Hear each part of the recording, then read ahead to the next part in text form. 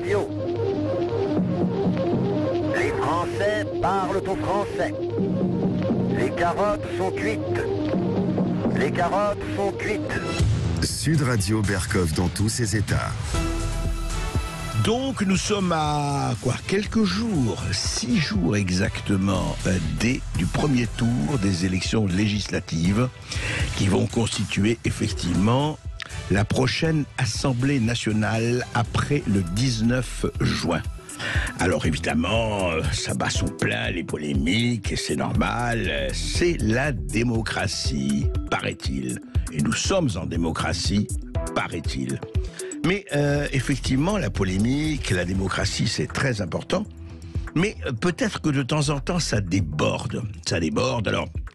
On voit que M. Mélenchon va être Premier ministre, M. Macron dit que Le Pen et Mélenchon, c'est le désordre et la soumission, etc., etc.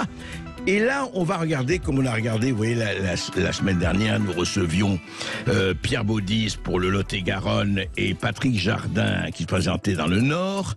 Eh bien, aujourd'hui, nous allons recevoir Alexandre Cuignache, qui est candidat Reconquête dans la 4e circonscription de Montargis. Mais à Montargis, il y a eu quelque chose parce que il y a plusieurs candidats, on va en parler bien sûr, et il y a un candidat, le plus connu bien sûr, c'est Jean-Michel Blanquer, l'ancien ministre de l'Éducation nationale qui vient d'être remplacé par Pape Ndiaye. Eh bien, il est arrivé une petite chose, pas grave bien sûr à Jean-Michel Blanquer, mais peut-être symbolique. Écoutez. Sud Radio Berkov dans tous ses états, le fait du jour.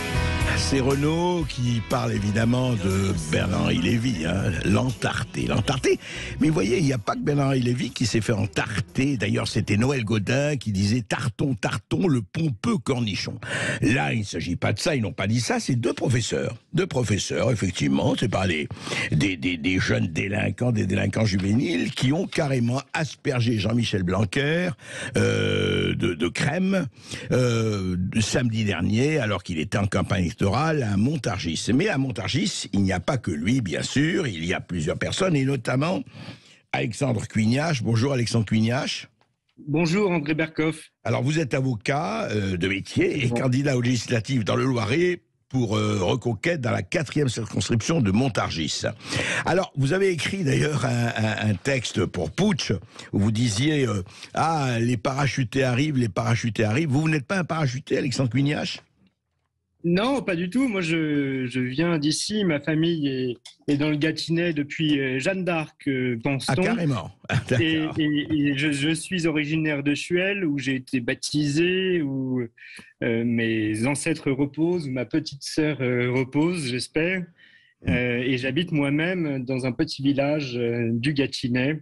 D'accord. À l'année, mes enfants sont à l'école publique dans le coin. Je ne donnerai pas les localités parce que je ne veux pas leur faire de tort, mais voilà. Voilà, non, mais très bien. Non, c'était juste pour bien marquer effectivement le paysage. Alors, qu'est-ce qui s'est passé? Parce qu'on vous voit dans la photo ou dans les images en train de tendre, je ne sais pas si c'est une serviette ou un linge ou un papier à Jean-Michel Blanquer qui se faisait tarter. Qu'est-ce qui s'est passé exactement, Alexandre Cuignache, vous y étiez?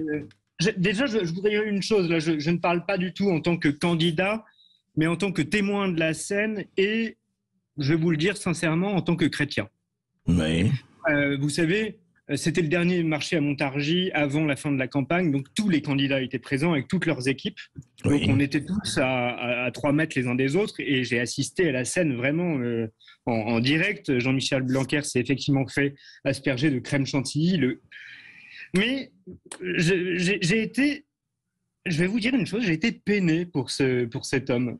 D'une part parce que son équipe n'a même pas songé à lui tendre un mouchoir. Vous voulez dire son équipe à lui? Son équipe à lui. Son équipe à lui. Oui. Moi, j'étais à côté, donc je suis allé voir le marchand de crêpes sur le marché, lui demander du sopalin et des serviettes, afin de tendre à Jean-Michel Blanquer quelque chose qui puisse, à minima, s'essuyer le visage. Parce que moi, je considère que la politique, la démocratie, c'est avant tout l'affrontement des idées. Nous avons le droit de nous affronter, de penser différemment. C'est la noblesse de la démocratie. C'est même la légitimité de la démocratie. Oui. Évidemment, mais c'est le respect des hommes. Et cet homme m'a fait de la peine. On sent qu'il souffre. Ouais. ça m'a inspiré une autre réflexion. Oui. J'ai vu un homme humilié de deux façons, parce que bon, il s'est fait encrémer, c'est pas si grave que ça. Non. Mais tout de même, mais en même temps, il est largué dans cette circonscription, mais largué dans les deux sens du terme. Largué comment? Oui, alors expliquez-nous. Ça veut dire que d'un côté, bon, vous dites qu'il est parachuté, mais enfin, après tout, il a le droit de se présenter où il veut. Mais non, mais absolument. Oui. Non, mais vous dites qu'il est là, justement, pour avancer, il est largué par son propre mouvement, dites-vous. Enfin, c'est votre opinion. Exactement. Non, mais on passe sur le parachutage. Après tout, il se présente bien où il veut. Mais on sent une volonté du pouvoir macroniste de l'humilier, ce pauvre homme, de l'envoyer dans une circonscription très dure où il n'a aucune attache, etc. Je rappelle qu'il a été remplacé par son homologue Pape Ndiaye, qui est son inverse. Tout à fait. Que Jean-Michel Blanquer a été limogé parce qu'il a assisté à une réunion anti-woke. Et donc on sent cette volonté permanente du pouvoir macroniste d'humilier, d'essorer les gens et de les jeter comme des mouchoirs une fois qu'on les a usés. Alors, oui, alors c'est très intéressant, Alexandre. Écoutez juste Jean-Michel Blanquer qui répondait à Mediapart. On lui a demandé justement, vous parlez de parachutage, effectivement, on lui a demandé pourquoi et comment il a atterri dans le Loiret. Écoutez Jean-Michel Blanquer. J'avais un grand-oncle maternel à Montargis, si vous voulez tout savoir. C'est l'argument qui fait que vous êtes là, candidat pour la députation ? Dans l'histoire de la République, c'est très fréquent. Ça arrive à Mélenchon, par exemple, à Marseille. Il n'est pas né à Marseille non plus. C'est très classique dans l'histoire de la République d'aller épouser un territoire. On n'est pas obligé d'être né dans un endroit pour s'y présenter. Alors voilà, sa grand-mère est de Montargis et lui, il dit on peut épouser le territoire. Apparemment, le Pax ou le mariage ne se passe pas pour le mieux. En tout cas, on peut espérer pour lui. Attendez, rien n'est joué. Hein, c'est dimanche qu'on verra. Mais à votre avis, au-delà de ça, pour vous, Alexandre Cugnache, ce qui est intéressant, c'est que ça traduit un paysage politique très, quand même clivé, très, très ébréché, très non? Oui, absolument. Donc, je vous dis déjà sur ce largage de la Macronie de Blanquer qui a été lâché et essoré. Mais je veux insister sur un point, c'est que la Macronie ne fait que ça. Elle ne sait que maltraiter les gens. Alors, elle maltraite ses serviteurs, ses anciens serviteurs, Jean-Michel Blanquer, mais aussi les Français. Parce que les deux personnes qui ont aspergé Jean-Michel Blanquer, ils sont venus discuter avec moi et mon équipe quelques minutes avant. Et donc, alors qu'est-ce qu'ils vous ont dit? Oui, pourquoi? Oui, non, mais de ce qu'ils m'ont dit, ce sont des professeurs de collège. Oui. Et ils étaient à la fois très en colère et très désespérés. Et bon, moi je condamne l'acte. Mais bon, déjà je mets en reflet l'écrémage et la décapitation de Samuel Paty. Oui, bien sûr, ça n'a rien à voir. Enfin, on peut pas. Mais il faut quand même se rappeler que le corps enseignant a subi dans sa chair un des siens qui a été décapité. Oui, sous le. Mais juste, Alexandre, ils sont désespérés. Pourquoi? Enfin, les deux enseignants que vous avez vus qui ont aspergé. Ils sont désespérés parce que déjà, ils ont été bâillonnés pendant 2 ans. Eux et leurs élèves. Ça, il ne faut pas l'oublier. Et ils sont délaissés. Mais les professeurs, mais aussi les policiers, mais aussi, alors, domaine que je connais mieux, la justice. Je sais que les tribunaux sont totalement marginalisés, alors que l'État n'a jamais ponctionné autant d'argent sur le peuple français. Donc il y a un vrai problème. Les services publics n'existent plus. La population n'est pas écoutée. On fait semblant de l'écouter, on la méprise, on l'essore, et surtout, derrière, on la matraque au sens physique du terme. Les gilets jaunes, vous savez, moi, je suis à côté de Montargis. La première manifestation des Gilets jaunes, c'était des milliers de personnes. Les médias n'en parlaient pas. Mais ici, on sent que déjà, l'état des routes est mauvais, il n'y a pas de médecins. Et je vais prendre un autre exemple. J'écoute les infos l'autre jour et j'entends Martin Hirsch accuser les infirmières de la fermeture d'un hôpital à Paris. Martin Hirsch dit C'est la faute des infirmières si on ferme les hôpitaux parce qu'elles veulent pas travailler. Mais Monsieur Hirsch, payez-les, ces infirmières, respectez-les. Oui, beaucoup de choses à dire là-dessus, c'est clair. Non, mais je comprends très bien. Juste un mot, Alexandre Cugnache, on va continuer avec vous. Juste un mot, écoutez ce que... Alors, c'est intéressant parce que Blanquer est arrivé là, et évidemment, ça s'est polarisé sur l'éducation nationale, hein, dans votre circonscription, et pas seulement dans votre circonscription.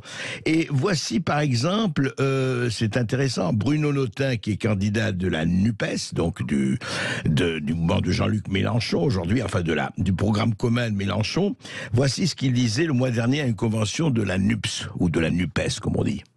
Une école gratuite et accessible à tous les enfants, sous la responsabilité de l'éducation nationale. C'est comme ça que nous pourrons mettre fin à cette politique de délégation à la fois aux collectivités locales, aux familles ou alors au marché privé. Alors, et la question, à la fin, il faut des personnels en maîtrise de leur métier, mieux payés, mieux formés, avec une vraie formation continue, mais aussi au cœur de l'élaboration des programmes. Oui, alors ça c'était évidemment Bruno Notin de la NUPES. Alexandre Cugnache, restez avec nous. Après une petite pause, nous allons reprendre effectivement et tirer la morale provisoire de cette histoire.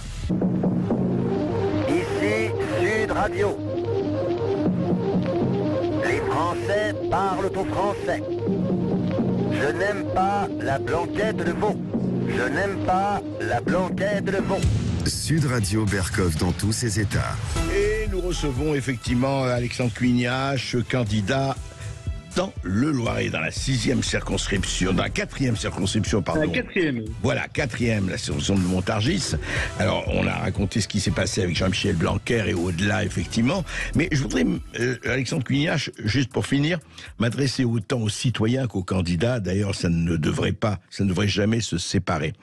En fait, le paysage politique aujourd'hui, on l'a dit, et je ne dirais pas en ruine, non, mais enfin, il est vraiment en décomposition quelque part. Et est-ce que vous pensez que cette espèce de, encore une fois, de clivage, est-ce que vous pensez que c'est surmontable pour vous, parce que vous vous engagez en politique, très bien, mais en fait vous voulez quand même arriver à un projet collectif parce qu'on a l'impression que tout ça est complètement diffracté. Oui, c'est le fond du problème, André Berkov. Parce que vous voyez, la Macronie, je crois, n'est qu'un symptôme du problème politique de fond qui se pose aujourd'hui. La Macronie, elle est faible avec les forts, elle est forte avec les faibles, elle matraque, elle fait des abus de pouvoir et des abus de faiblesse. Mais ça représente quelque chose d'autre. Ça représente, comme disait Lipovetsky, je crois, l'ère du vide. Le politique est vidé de sa substance. C'est quoi la substance du politique? C'est d'agir en vue du bien commun. Et ces gens-là ont oublié le bien commun parce qu'ils ont abandonné le pouvoir. Ils ont abandonné le pouvoir qui doit servir la justice. Vous savez, Pascal disait, on n'a pas su faire que la justice soit forte, alors il faut que la force soit juste. Il faut s'inspirer de ces mots-là. Mais simplement, ces gens-là ont tout abandonné. Ils ont abandonné le pouvoir. Mais le pouvoir à qui? Ils ont abandonné le pouvoir à qui? Et à l'Union européenne, à l'OTAN, aux groupes privés, aux intérêts privés, au Conseil, à McKinsey, etc., etc. Ils ne veulent pas l'exercer. Or, l'exercice du pouvoir, c'est quelque chose de sérieux. C'est quelque chose de grave au sens littéral du terme. C'est grave, le pouvoir. C'est tragique. Il faut faire des choix graves. On est toujours dans des alternatives où on n'a pas le bien d'un côté et le mal de l'autre. On est toujours dans une zone de gris et il faut trancher. Il faut trancher avec le fil de l'épée, comme disait De Gaulle. Et ils ont oublié ça. Vous avez quelques bonnes références, c'est bien, Alexandre Cugnache. Juste un mot, vous avez quel âge? J'ai 37 ans. D'accord. Eh bien, écoutez, voilà, c'est une génération, effectivement... Et j'en profite pour souhaiter un bon anniversaire à Augustin. Eh bien, écoutez, il vous a entendu, effectivement. Et alors, pour vous, comme pour Bruno Notin, comme pour Jean-Michel Blanquer, comme pour tous les autres, eh bien rendez-vous dimanche prochain. Nous allons suivre ça évidemment à Sud Radio, tout le dimanche, premier tour et puis second tour.